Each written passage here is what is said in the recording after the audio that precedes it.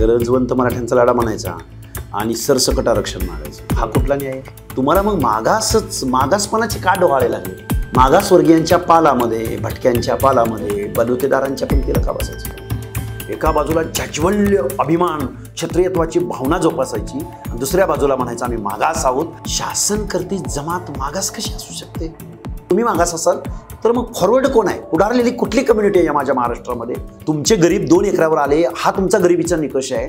आणि अजून विजय एनटी मधल्या बलुतेदारांपैकी काही लोकांना विटेची भिंत बांधता आली नाही. जरांगे पाटलांसारखा एक दिव्य तेजस्वी सूर्याचं तेज असणारा माणूसाला जन्म घ्यावा लागला, विचारवंताला जन्म घ्यावा लागला, मग तुमच्या कुणब्याच्या निधी सापडायला लागल्या. हे म्हणणं म्हणजे थोडंसं तुमच्या 56 मोर्चामधली मागणी, अॅट्रॉसिटी कायदा रद्द झाला पाहिजे मागणी तुमचीच, म्हणजे दलितांना विरोध तुमचा. आमचं पवार कुटुंबीय सुनेत्रा पवार, अजितदादा पवार, रोहित पवार, शरद पवार, सुप्रिया, काय चाललंय? हा महाराष्ट्र आहे. तुम्ही राजकीय भूमिका घेणार की थेट राजकारणात एंट्री करणार? महात्मा ज्योतिराव फुले म्हणाले की सत्ते वाचून सकळ कळा झाल्या अवघडा. सत्ताच अंतिम असेल तर सत्तेकडे का जाऊ नये?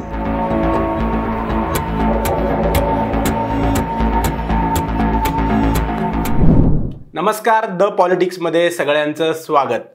गेले अनेक वर्ष महाराष्ट्रामध्ये मराठा आरक्षणाची मागणी जोर धरू लागली होती.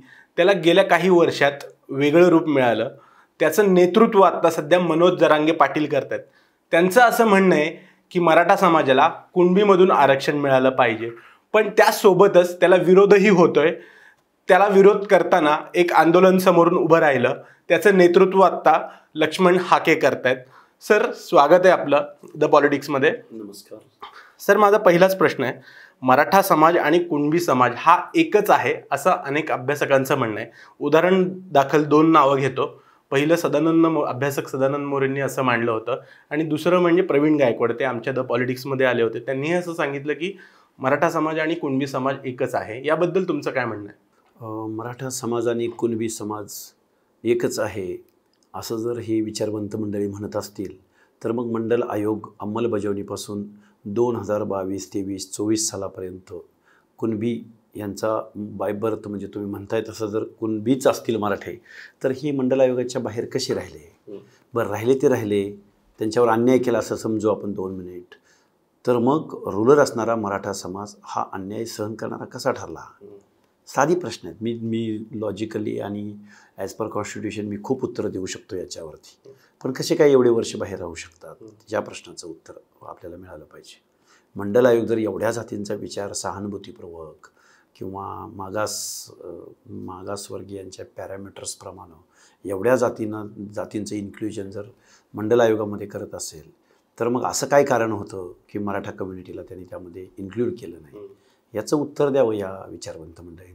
नाहीतर तुकाराम महाराजांचा ग्रंथ आपलं अभंगामध्ये बरे झाले देवा कुणबी केलो नाहीतरी असतो दंभेची मेलो, मग हे उदाहरण द्यायचं, मग आम्ही कुणबी आहे म्हणायचं आणि आम्ही मागास आहोत म्हणायचं. म्हणजे हे कुठून कसे काय द्रविडी प्राणायाम होतो याचं उत्तर कधीतरी मला मोरे असतील किंवा प्रवीण गायकवाड असतील यांनी कधीतरी द्यावीत. तुकाराम महाराजांनी आम्हाला कुणबी म्हटले ना, आम्ही कुणबीच आहोत म्हणून आम्हाला मागासवर्गीयांच्या यादीमध्ये टाका असं म्हणणं म्हणजे महाराष्ट्राच्या सरासरीच्या कोण मागास आहेत किंवा मग स्टेट बॅकवर्ड कमिशनचे काय निकष आहेत, आणि मग मागास या शब्दाचा अर्थ जर काढायचा म्हटलं आणि मराठी मागास ठरत असतील तर मग पुढारलेली कुठली कम्युनिटी आहे? याची उत्तर लॉजिकली, तार्किक किंवा as per constitution, as per law ही मिळायला पाहिजेत ना. मग मानव उत्क्रांत होत असताना सर्वच पशुपालक होता, सर्वच आदिम मानवाप्रमाणे जगत होता. मग सगळ्यांनाच आदिवासी डिक्लेअर करायचं का असं म्हणायचं का या लोकांना? सगळाच मानव ज्यावेळी उत्क्रांत होत होता त्यावेळी तो एकदम आदिम अवस्थेमध्येच होता. मग सगळ्यांनाच टाकून द्या म्हणून, याला ही मिनिंग नाही, याला काही लॉजिक नाही आहे. पण गेल्या काही वर्षात मागणी झाल्यानंतर सरकारने कुणबी सर्टिफिकेट ज्यांना मागेल त्यांना किंवा नोंदी सापडतील त्यांना कुणबी सर्टिफिकेट वाटली. त्याबद्दल काय म्हणणे? म्हणजे त्यात काही घोटाळे किंवा काही काळबेरा आहे असं तुम्हाला म्हणायचं? निश्चित म्हणायचं आहे, कारण कुणबी सर्टिफिकेट इश्यू करत असताना त्यामध्ये खाडाखोडी झालेल्या आहेत. अलीकडच्या कालावधीमध्ये जुनी एखादी नोंद, समजा मराठा असेल तर त्याच्या पुढं स्पेस असेल तर पुढं कू लिहिला गेला आहे, किंवा ते मराठा लिहिले त्याच्या पलीकडं स्पेस असेल तर तिथं कू लिहिला गेला आहे. म्हणजे मराठा कुणबी किंवा कुणबी मराठा जिथं स्पेस असेल तिथं लिहिलं गेलं आहे. बरं ती लिहिण्याची पद्धत, हँडरायटिंग आणि आत्ताचं हँडरायटिंग ह्याच्यामध्ये जमीन आसमानचं अंतर आहे. म्हणजे अर्लियर करेक्शनच्या माध्यमातून, खडाखोडीच्या माध्यमातून आता आपण मागास प्रूव्ह करू शकत नाही. सुप्रीम कोर्टाने याच्यावरती ऑलरेडी निकाल दिलेला आहे. राज्य मागासवर्ग आयोगाच्या 3-4 आयोगांनी याला नकार दिलेला आहे. राष्ट्रीय मागासवर्ग आयोगानं नकार दिलेला आहे. त्याचबरोबर BH मार्लापल्ले केसमध्ये मराठा आणि कुणबी एकच आहेत, म्हणजे सामाजिक मूर्खपणा होय अशा पद्धतीचं स्टेटमेंट आहे. म्हणजे अशा अनेक गोष्टी आहेत. आणि मग यामध्ये आपण जाऊ शकत नाही, हे आपलं टिकत नाही, मग 50% वरचं आपलं टिकत नाही, तर मग आपल्याला काय करावं लागेल, तर आपल्याला कुणब्यामधूनच, आपल्या कुणबीकरणाद्वारे OBC मधूनच आरक्षण मागायचं, म्हणजे ते टिकणार असेल. हा जो काही जावई शोध लावला इथल्या आंदोलनकर्त्यांनी, हे जे काही OBCचं आरक्षण संपवण्याचा घाट घातलेला आहे या लोकांनी, हा मला वाटतंय कुठंतरी मूळ OBC वरती अन्याय करणार आहे. पण आतापर्यंत ज्यांना कुणबी सर्टिफिकेट मिळालंय, काही लाखात आकडा आहे, तर त्याबद्दल तुमचं काय म्हणणं आहे? म्हणजे त्याबद्दल काय केलं पाहिजे स्पेसिफिक? ऑलरेडी तर मिळायला सुरुवात झाली आहे. त्याला स्क्रुटिनी आहे, त्याला जात पडताळणी समिती आहे, तिथं ते काय होतं बघितलं पाहिजे. त्याच्याही पलीकडे जाऊन असं जर शासन करत असेल तर मला वाटतं ते एक कॉन्स्टिट्युशनल फ्रॉड करते शासन. कारण एखाद्या सामान्य कुटुंबामधल्या माणसानं VJNT असेल अथवा OBC असेल, एखादं कास्ट सर्टिफिकेट काढत असताना काही इरेग्युलेशन किंवा काही चुकीच्या गोष्टी किंवा नियमबाह्य गोष्टी केल्या असतील तर त्याला 2 वर्षापासून 6 वर्षापर्यंत सजा असते. मग शासनच जर शासनाच्या संरक्षणामध्ये टेबल लावून जर सर्टिफिकेट इश्यू करत असेल तर मग या शासनाला सजा कोण करणार? जात चोरणे किंवा सामाजिक मागासले पण चोरणे असं म्हणायचं का? आणि तेही शासनाच्या संरक्षणामध्ये, म्हणजे काय म्हणतात त्याला, शेतच कुंपण खातं, अशी काहीतरी म्हण आहे. ही मला वाटतं हे बेकायदेशीर आहे. हे खूप अन्याय करणाऱ्या ह्या गोष्टी आहेत OBC वरती. पण मराठा आंदोलन सुरू झाल्यानंतर असं म्हणलं गेलं की आम्हाला आरक्षण संपूर्ण मराठ्यासाठी नकोय, तर मराठा समाजातल्या गरजवंतांसाठी. कोण म्हटलं असं म्हणलं पाहिजे? गरजवंत मराठ्यांचा लढा, गरजवंत मराठ्यांचा लढा म्हणायचा आणि सगळ्या सोयऱ्याचा अध्यादेश काढायला लावायचा. गरजवंत मराठ्यांचा लढा म्हणायचा आणि सरसकट आरक्षण मागायचं. हा कुठला न्याय आहे? पण त्या गरजवंतांचं काय करायचं? म्हणजे गरजवंतांसाठी रिझर्वेशन एकच पॉलिसी सांगितलं कोणी या लोकांना?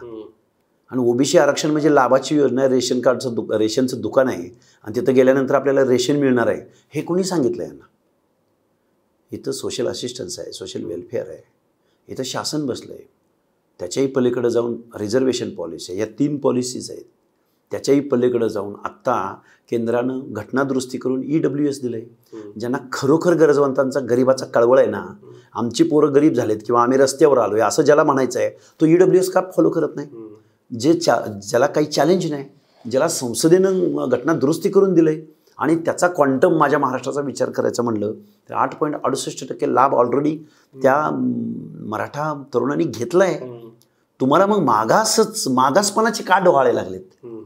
मागासवर्गीयांच्या पालामध्ये, भटक्यांच्या पालामध्ये, बलुतेदारांच्या पंक्तीला का बसायचं तुम्हाला? तुम्ही त्यातला एखादा निकष पूर्ण करताय? कुठला निकष पूर्ण करताय? कुठल्या कम्युनिटीचा निकष पूर्ण करताय? सांगावं मला. मराठा समाजाच्या आंदोलकांनी नाभिकाचं दुकान लावलं मराठा गरीब झाला म्हणून. मला असं एखादं महाराष्ट्रातलं उदाहरण मला सांगा. एक मराठा गरीब झाला, एक कुटुंबावर खूप वाईट वेळ आली म्हणून त्यानं सलूनचं दुकान टाकलंय. मला देताय उदाहरण एखादं तुम्ही? आहे उदाहरण या एवढ्या 12 करोड जनतेमध्ये? हे सामाजिक मागासलेपणाचं रिझर्वेशन आहे, ज्याच्या बाबतीमध्ये हजारो वर्ष सोशल डिस्क्रिमिनेशन झालं.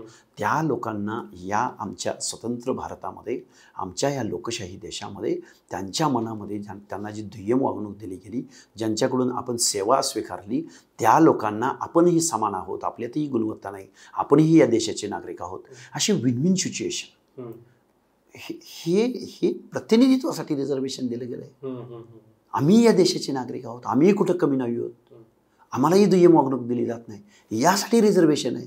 बरं, रिझर्वेशन OBCचं दिलं तर कोणता लाभ होणार आहे ना? प्रतिनिधित्वासाठी जे रिझर्वेशन आहे त्यात तुम्ही गरीब झाला म्हणून त्यात जर तुम्ही गेला, कशामध्ये तुमचं प्रतिनिधित्व नाही? विधानसभेत नाही, लोकसभेत नाही, जिल्हा परिषदेमध्ये नाही, कॉर्पोरेशन्समध्ये नाही, वेगवेगळ्या शिक्षकामध्ये तुमचं प्रतिनिधित्व नाही. शिक्षणामध्ये ते अंडरलाईन काय अंडरलाईन करतायत? काय अंडरलाईन करतायत? काय अंडरलाईन करतायत?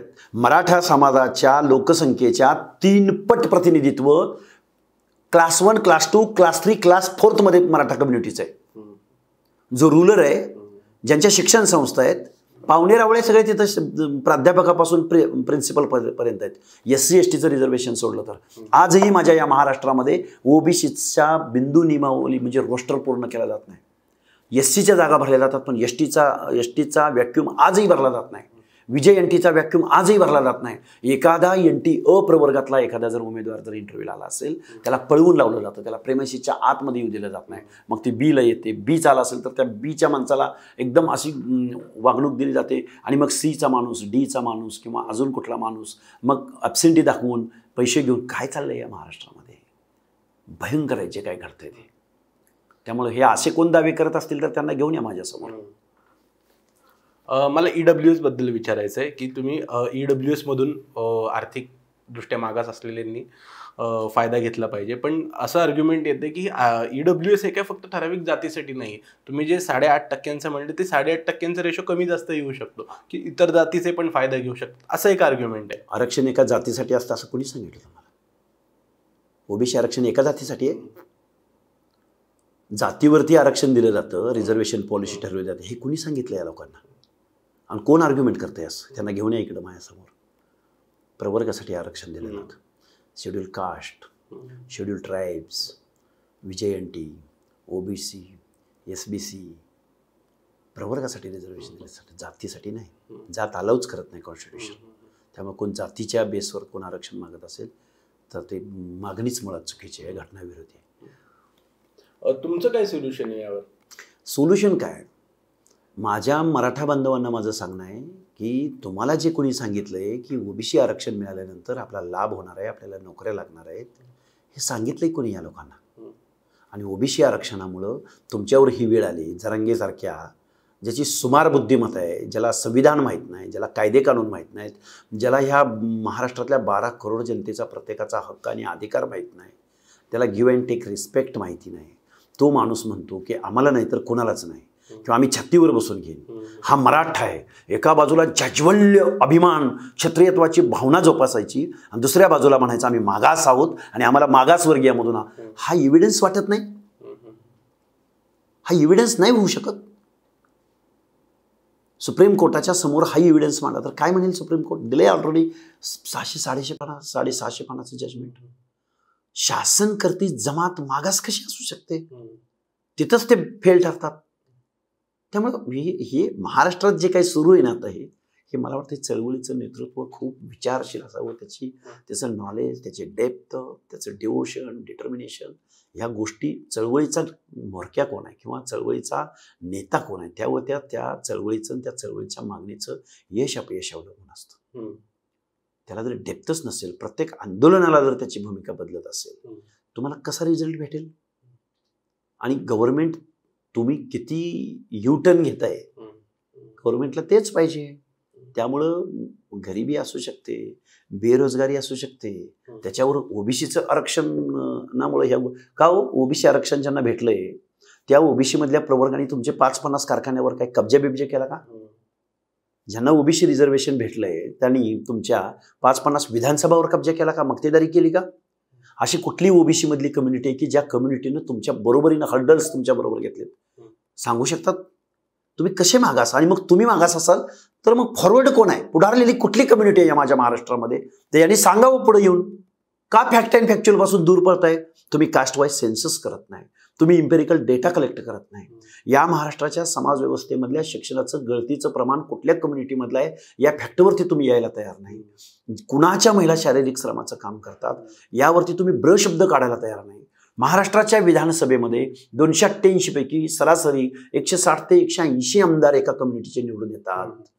महाराष्ट्रातून देशाच्या संसदेमध्ये निवडून जाणाऱ्या 48 खासदारांपैकी 26 खासदार मराठा, आता फक्त एका याचं बोलतोय मी, आणि 6 खासदार हे कुणबी मराठा असतील.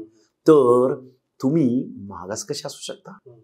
कारण निवडणुका जिंकण्यासाठी मॅन, मनी, मसल पॉवर, इथली व्यवस्था, इथल्या माणसावरचा प्रभाव, तुमची लिडरशिप, पक्ष, पॉलिसी, निवडणूक लढण्यासाठी मिळणारी संधी, ह्या गोष्टी जर सर्व तुमच्या हाती असतील, तुम्ही मागास म्हणून कसं काय घेता?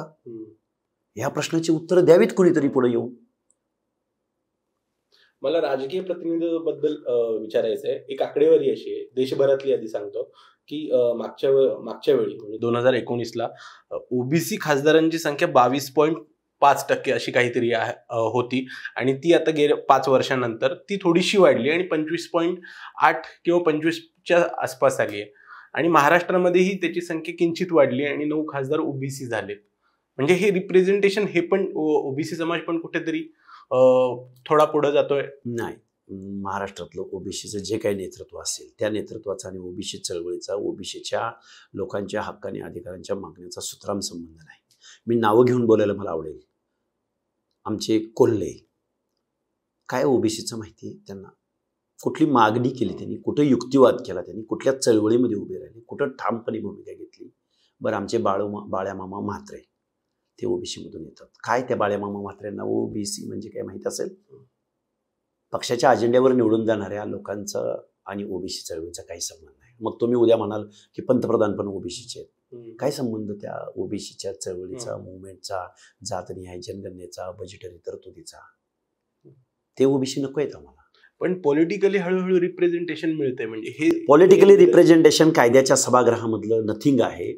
पंचायत राजमध्ये थोडंफार मिळतंय. 27% रिझर्वेशनमुळे ओबीसीचं प्रतिनिधित्व थोडंफार प्रतिबिंबित होताना दिसतंय. कुठंतरी महापौर, कुठंतरी सरपंच, कुठं झडपी मेंबर, कुठं पंचायती मेंबर, हे पंचायत राजमधलं. पण तेही आता 3 वर्षापासून कोर्टामध्ये हिअरिंग चालू आहे. 3 वर्ष झालं हिअरिंगच होत नाही. शासन तिथं जाऊन त्यांना विनंती करत नाही हिअरिंग घ्या. निवडणुकांचा कालावधी संपून गेलाय. एक महानगरपालिका 5-5 वर्ष झाली आज निवडणुका विना आहे. तिथं प्रशासक बसलेला आहे. ही लोकशाही असू शकते? प्रशासक काम करतोय आज महाराष्ट्रातल्या लोकल बॉडीजमध्ये. म्हणजे असे अनेक प्रश्न आहेत. तुम्ही एका मुलाखतीत उल्लेख केला की मराठा आंदोलन किंवा जरांगेंच्या आंदोलन संदर्भात की झुकायला लावणारी कम्युनिटी म्हणजे हे आंदोलन करतात आणि सरकार त्यांच्या मागण्या मान्य करतं. समजा म्हणजे तुम्ही पण आंदोलन केलंय गेले काही दिवस आणि करताय आता. समजा तुमच्या मागणीला सरकारने मान्य केल्या, तुमच्या ज्या मागण्या सरकारने मान्य केल्या, पण याचा अर्थ म्हणजे समोरूनही असं आर्ग्युमेंट येऊ शकतं की तुम्ही पण झुकायला लावलं. म्हणजे या निकषांवर कम्युनिटी झुकायला लावणारी कोणती कोणती नाही असं ठरू शकतं. बघा, जरांगे पाटलांच्या आंदोलनाला शासनातर्फे रेड कार्पेट घातलं जातं. मुख्यमंत्री स्वतः जातात, महाराष्ट्राचे जबाबदार मंत्री तिथं जातात. तिथं गाड्यांचा कॅनवाय पासून ते प्रत्येक गोष्टीची आणि एवढी गोष्ट त्यांच्याकडे लक्ष दिलं जातं. ओबीसीच्या आंदोलनाकडे भुजबळ जातात, ओबीसीच्या आंदोलनाकडे PM पंकजा मुंडे, धनंजय मुंडे जातात, ओबीसीच्या आंदोलनाकडे बाळासाहेब आंबेडकर जातात. का आले नाहीत विखे पाटील? का आले नाहीत एकनाथ शिंदे? का आले नाहीत नारायण राणे?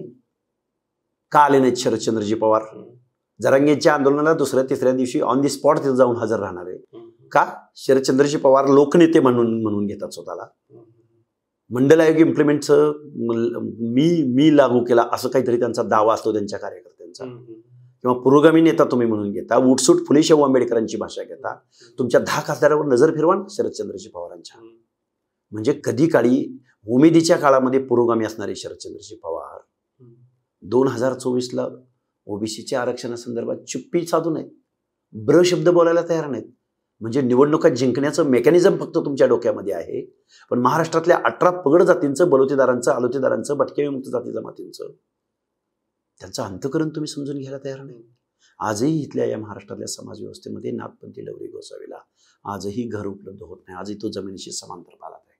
मी आत्ता माझ्या दौऱ्यानंतर 2 दिवसापूर्वी मी जत तालुक्यातल्या कोल्हाटी आणि देऊळवाल्यांच्या म्हणजे पालं जिथं आहेत त्या एरियामध्ये गेलो. तर तिथला एक नगरसेवक परमेश्वर मोरे नावाचा एक तरुण मुलगा तिथला कॉर्पोरेटर आहे, नगरसेवक आहे. त्यानं मला सांगितलं की ह्या लोकांवरती मी काम करतो आणि या लोकांचे 400 जात प्रमाणपत्र काढून देण्यात मी सक्सेस झालो आहे. पण हे 400 प्रमाणपत्र देता देता मी या भागाचा कॉर्पोरेटर झालो. म्हणजे ते 400 प्रमाणपत्र काढायला त्याला 3 ते 4 वर्षाचा कालावधी गेला. काय दिव्याला सामोरं जावं लागलं. आजही पांढरपेशा माणूस त्या स्लम्समध्ये, त्या झोपड्यामध्ये पालांच्या जवळ गेला तर त्याची पावलं थबकतात. तो पाऊल उचलून पुढे जाऊ शकत नाही. त्या विजयंतीच्या रांगेमध्ये बसून मराठ्यांना आरक्षण पाहिजे? काय गरिबीचे निकष आहेत तुमचे? तुमचे 2 एकरावर जमीन आली, आमची पोरं गरीब झाली. महाराष्ट्रात फक्त मराठा कम्युनिटी राहते, तुमचे गरीब 2 एकरावर आले, हा तुमचा गरिबीचा निकष आहे.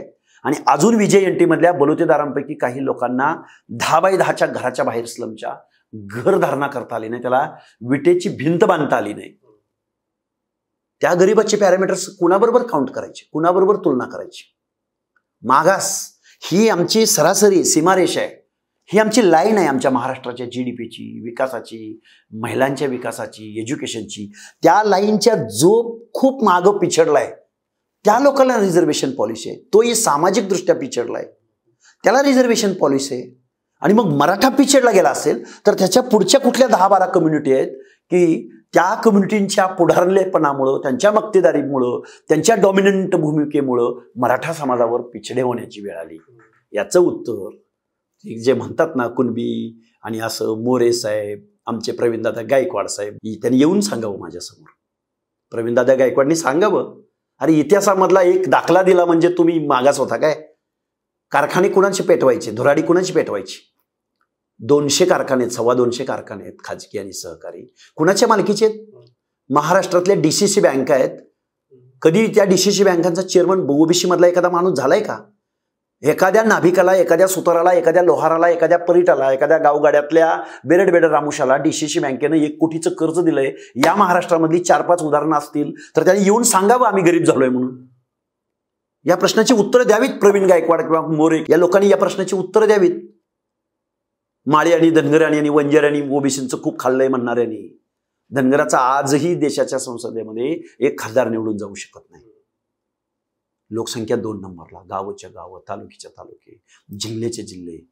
आणि जर राजसत्तेमध्ये जर प्रतिनिधित्व मिळत नसेल तर ते परिवर्तन काय त्यांच्या कम्युनिटीमध्ये घडवून आणणार आहेत? अर्ज विनंत्या करून, मोर्चे काढून?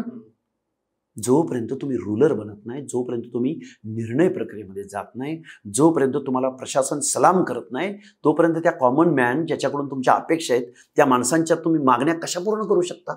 आज लक्ष्मण हाके तुमच्यासमोर बोलू शकतोय, फक्त आवाज बनू शकतोय, पण त्या आवाजाला कायद्याचं रूप, नियोजनाचं रूप, नीतीचं रूप, एखादी त्या परिस्थितीवरती ओव्हरकम करणारी योजना कधी देऊ शकतो हा लक्ष्मण हाके?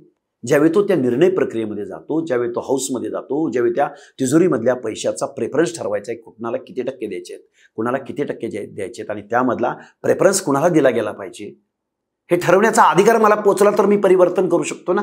अदरवाईज मी लिहून, भाषणं करून, आवाज उठवून उपयोग काय त्याचा? मग कोण राहिला रूलर महाराष्ट्रामध्ये? मुख्यमंत्री कोणाचे, आमदार खासदार कोणाचे? डिसिजन, लॉ मेकिंग आणि लॉ इम्प्लिमेंटेशन कुणी केलं महाराष्ट्रामध्ये? आणि कुणब्याची सर्टिफिकेट तुम्हाला 2024ला सापडायला लागले, मंडल आयोग 93-94ला इम्प्लिमेंट झाला. मग तेव्हापासून मराठा समाजाला कळलं नाही आपण कुणबी आहोत, आपण बी यातच आहोत. म्हणजे 2024 साल उजाडावं लागलं. परग्रहावर गेले होते काय का महाराष्ट्र सोडून कुठं स्थलांतरित झाले होते? या प्रश्नाचं उत्तर रोखठोक आहे आणि सत्य आणि वास्तव आहे. या प्रश्नाचं उत्तर द्यावं. अरे गावगाड्यातला भटका त्याला सर्टिफिकेट भेटतंय आणि रूलर असणाऱ्या मराठ्याला हे सर्टिफिकेट सापडू नये. 2000 जरांगे पाटलांसारखा एक दिव्य तेजस्वी सूर्याचं तेज असणारा माणूसाला जन्म घ्यावा लागला, विचारवंताला जन्म घ्यावा लागला आणि मग तुमच्या कुणब्याच्या नोंदी सापडायला लागल्या. हे म्हणणं म्हणजे थोडंसं समथिंग इज रॉंग. मला राजकीय सगळ्या पक्षांबद्दल प्रश्न विचारायचा आहे. आत्ता जवळपास सगळ्याच राजकीय पक्षांचं असं मत आहे की ओबीसी आरक्षणात धक्का न लावता मराठ्यांना आरक्षण देऊ. याबद्दल काय म्हणणे? म्हणजे ते एक प्रकारे आश्वासन देत आहेत तुम्हाला की या सगळ्या प्रमुखांनी मला त्यांच्याच प्रश्नाचं उत्तर द्यावं की जर लाखो कुणबीयांची सर्टिफिकेट वाटली जात असतील आणि ते कुणबीकरणाद्वारे ओबीसी मध्ये आले असतील तर ओबीसीच्या आरक्षणाला कसा धक्का लागत नाही याचंच उत्तर द्यावं. अरे हे 5 वर्ष इलेक्शन मोडमध्ये आहेत. काय सांगते पॉलिसी? अरे निवडणुका लागल्या 2 महिने तुम्ही इलेक्शन मोडमध्ये या. पक्षाचा विचार करा, उमेदवारांचा विचार करा, मतं पडतील का, माझा उमेदवार येईल का, माझा पडेल का, माझा पक्ष येईल का, काय चाललंय?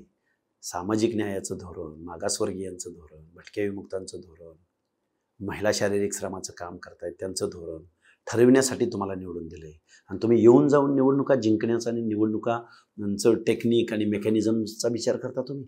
आणि त्यामध्ये शरदचंद्रजी पवार सहभागी असावेत याच्यापेक्षा दुर्दैव या महाराष्ट्राचं दुसरं कोणतं असू शकतं? महाराष्ट्राची इमेज फुले शाहू आंबेडकरांचा महाराष्ट्र म्हणून ओळखला जातो. या देशाला समता, बंधुता, स्वतंत्रता, अनेक दिशा, धोरणं आणि विचार देणारा महाराष्ट्र, त्या महाराष्ट्रामध्ये ओबीसीवर ही वेळ यावी. अपार्ट फ्रॉम आता म्हणजे मराठा आरक्षण, मला फक्त ओबीसी आरक्षणावर प्रश्न विचारायचा की असं सांगितलं जातं की ओबीसीमधल्या काही ठराविक जातींनाच आता आरक्षणाचा फायदा मिळतोय. क्रिमिलेअर लावलं पाहिजे असं अनेक जण म्हणतात. क्रिमिलेअर आहे, जेणेकरून म्हणजे ठराविक जाती आरक्षणाचा फायदा घेतात, ते सोडून दुसऱ्या जातीही फायदा घेऊ शकतात असं म्हणलं जातं. क्रिमिलेअर आहे, परत एकदा सांगतो, क्रिमिलेअर आहे ओबीसी मध्ये. त्यामुळे हा जो कोण दावा करतोय त्या दाव्यामध्ये तथ्य नाही. दुसरी गोष्ट, ओबीसीनी या जातीने खाल्लं, या जातीने काय खाल्लं?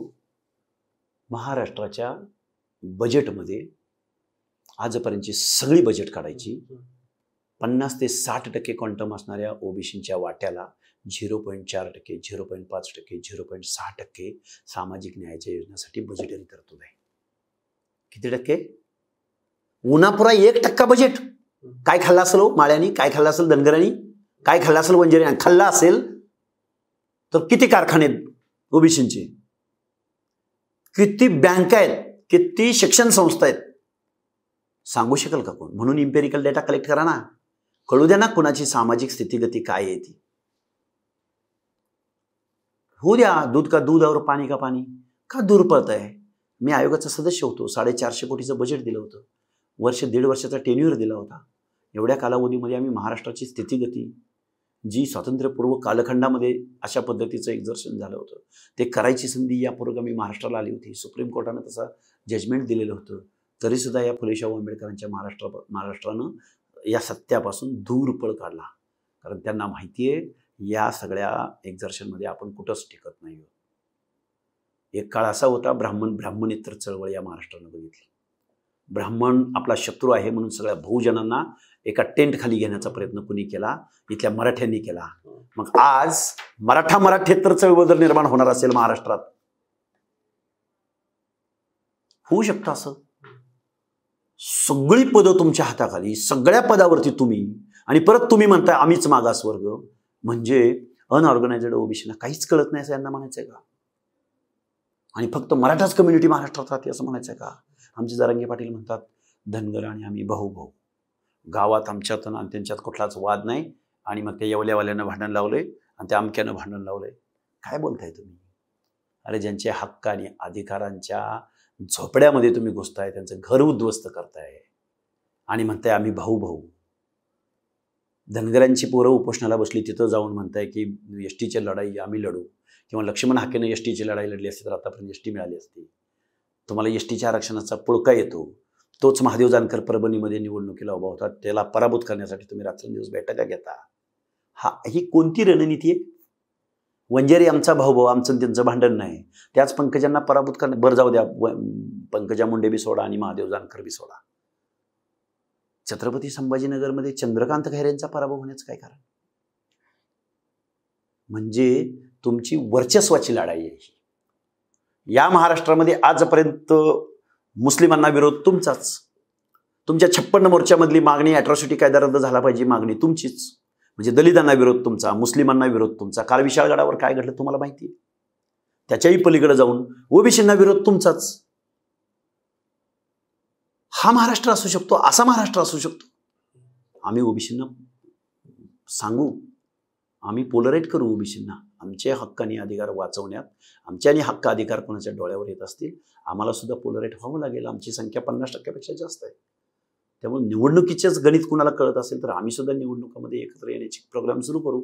मला तुमच्या राजकीय भूमिकेबद्दल विचारायचं आहे, पण त्याआधी मला उपोषणाबद्दल विचारायचं आहे. जेव्हा जरांगे पाटील यांनी, मनोज जरांगे यांनी आरक्षणाची मागणी लावून उपोषण सुरू केलं, आंदोलन सुरू केलं, तेव्हा असं सांगितलं गेलं की एका बाजूच्या समाजाच्या एका बाजूला अस्वस्थता पसरली, पण दुसरं आंदोलन म्हणजे ओबीसी समाजाचं आंदोलन, तुमचं आंदोलन उभं राहिलं.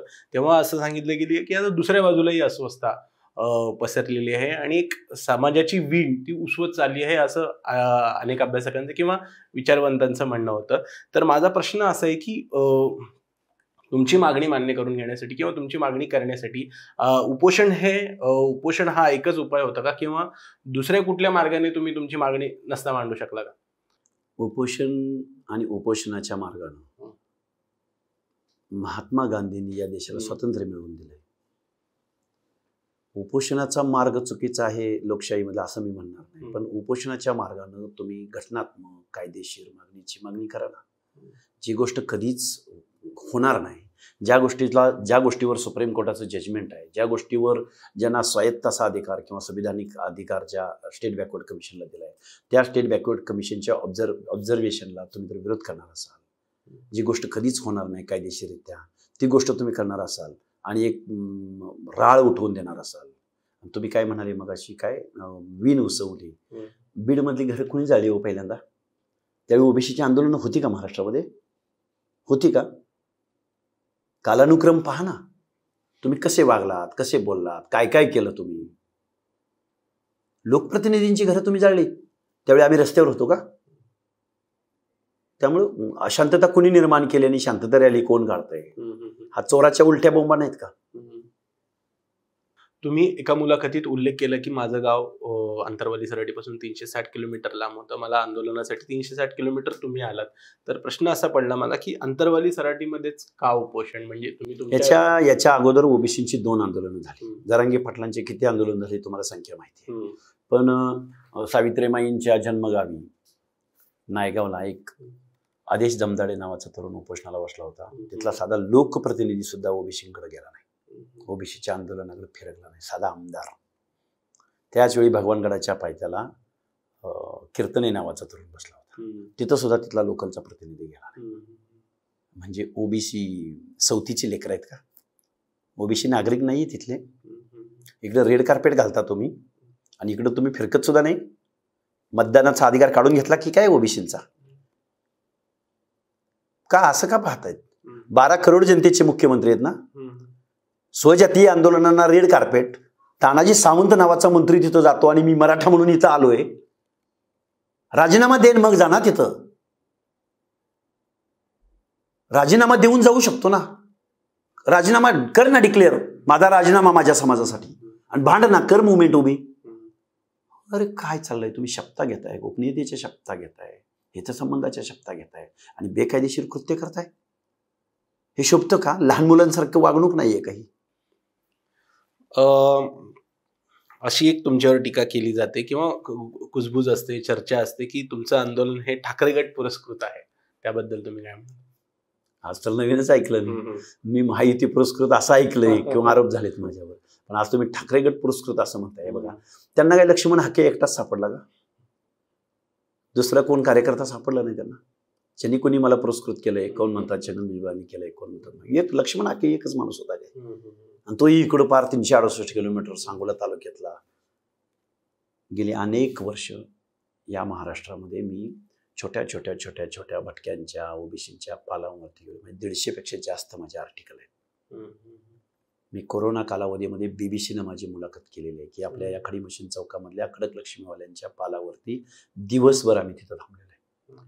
म्हणजे मी कनेक्ट आपला खूप मोठा आहे. पब्लिक कनेक्ट आणि सोशल वर्क मी माझी आत्मस्तुतीचा भाग सोडून देतो. तुम्ही विचारलं म्हणून त्या प्रश्नाचं उत्तर देतोय.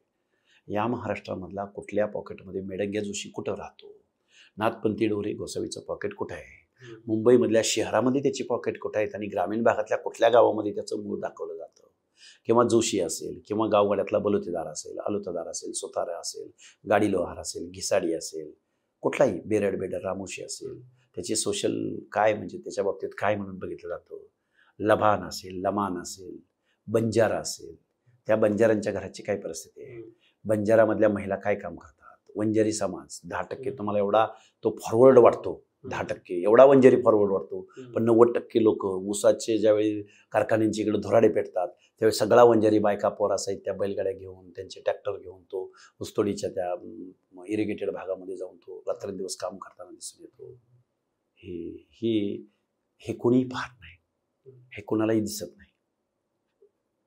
हे त्यामुळे ते असा अचानक कुठून तरी लक्ष्मण हाकेवरून पडला आणि तो त्याला पुरस्कृत केलं, असं कुठं असतं का? पण आता तुम्ही शिवसेना ठाकरे गटाचे सदस्य होता, असं सांगितलं जातं. खरंच आहात अजूनही की नाही, माहिती नाही, ती त्यांनाच प्रश्न विचारा. लक्ष्मण हाकेंची तुम्ही हकालपट्टी केली का, ते तुमच्या पक्षात आहेत का, त्यांच्याकडून तुम्हीच करायला लावलंय, हा प्रश्न त्यांना विचारला तर ते राईट उत्तर देऊ शकतील.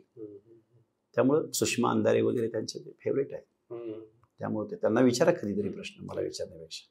मी तर पक्ष, पार्टी, पद याच्या पलीकडे गेलोय. आज महाराष्ट्रामधल्या लाखो लोकांनी आपल्याला हे करणं, कुठला पक्ष आणि कुठलं काय पक्ष, तुम्ही सामाजिक न्यायाची भूमिका घेऊ शकत नाही, कशाला पक्ष चालवता तुम्ही? तुम्ही काय प्रोफेशनल कॉर्पोरेट वर्ल्ड झालं का तुमचं?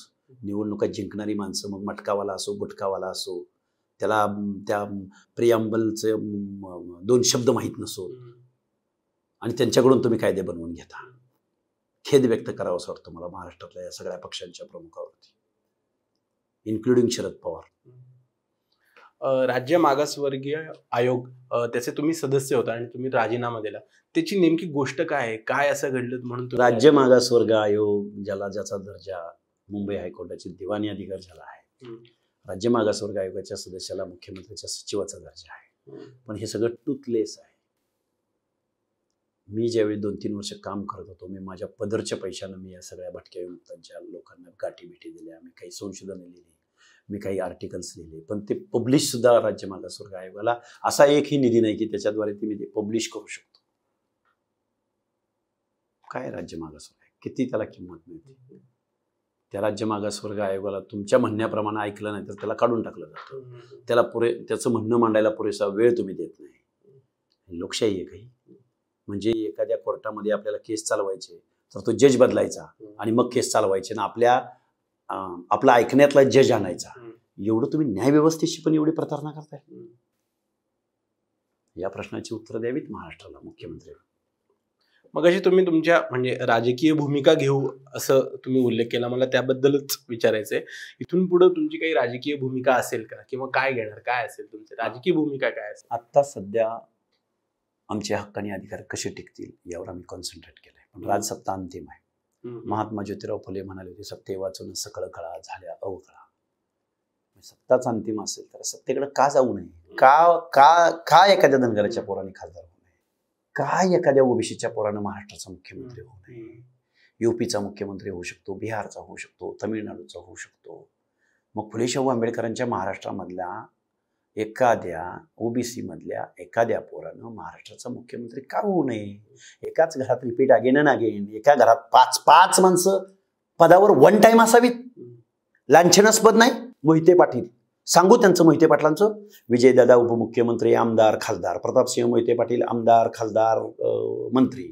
रणजितसिंह मोहिते पाटील खासदार, आमदार. धैर्यशील मोहिते पाटील खासदार. किती असावं एखाद्या घरामध्ये प्रतिनिधित्व? आमचं पवार कुटुंबीय, सुनेत्रा पवार, अजितदादा पवार, रोहित पवार, शरद पवार, सुप्रिया. काय चाललंय? हा महाराष्ट्र आहे? हा महाराष्ट्र आहे? किती सांगू? विखे पाटलांचं सांगू? गावितांचं सांगू? कुणाचं सांगू? हे घटनाध्रुव आहे. तुम्ही राजकीय भूमिका घेणार की थेट राजकारणात एंट्री करणार? राजकीय भूमिका घेतली की राजकारणात एंट्री आलीच ना. का शोषिताचा, वंचिताचा एखादा माणूस कायद्याच्या सभागृहात जाऊ नये? आयडॉल आहोत आम्ही. बाबासाहेबांनाही त्रास झालाय, त्यामुळे आम्हाला त्रास होणार आहे, आम्हाला मान्य आहे. पण आम्ही धडपडणार. आम्ही ह्या वंचितांचा, शोषितांचा आवाज निश्चित बनणार. जो शिकला की तो गुरगुरतो. हो, आम्हाला आमचे अधिकार, हक्क माहिती आहेत. आमच्याही मताला लाख मोलाचा अधिकार आहे. आणि आमच्या हक्कावर आणि आमच्या प्रश्नावर जर कोण बोलत नसेल, आम्ही फेसलेस आयडेंटिटी आमच्या समूहाची असेल, बहुसंख्य नसणाऱ्या समूहाची असेल, तर त्याला फेस द्यायचा आम्ही प्रयत्न करणार. आणि त्यात वावगं काय धडपडणाऱ्याला? राजसत्ता आणि राजपाट काय मागून हातात कटोरा घेऊन मिळतो काय? बंड करावं लागतं, छाती धरावी लागती. छाती धरल्याशिवाय राजसत्ता मिळते का? बंड उभं करावं लागतं. सगळ्या क्रांत्या बघा आजपर्यंतच्या, पण त्याला नॉलेजची जोड असली पाहिजे, त्याला संविधानाची घटनात्मक चौकट असली पाहिजे. आता लढाई काट्याकुराडींची लढाई नाहीये, आता आचार विचारांची लढाई आहे. ह्या गोष्टीचा विचार झाला पाहिजे. नाहीतर परत तुम्ही उद्या म्हणाल की जरांगे म्हणले असं, मग हाके म्हणले असं. पण संविधानाला मानणारी माणसं आहोत, कायदा आणि सुव्यवस्था मानणारी माणसं आहोत. खूप खूप धन्यवाद. तुम्ही पॉलिटिक्समध्ये आलात, तुमचे विचार नेमकेपणाने मांडले, तुमची भूमिका नेमकेपणाने मांडली, त्यासाठी आपले खूप खूप आभार. आपण पुन्हा भेटू. तुर्तास इथेच थांबू. धन्यवाद. धन्यवाद. थँक्यू.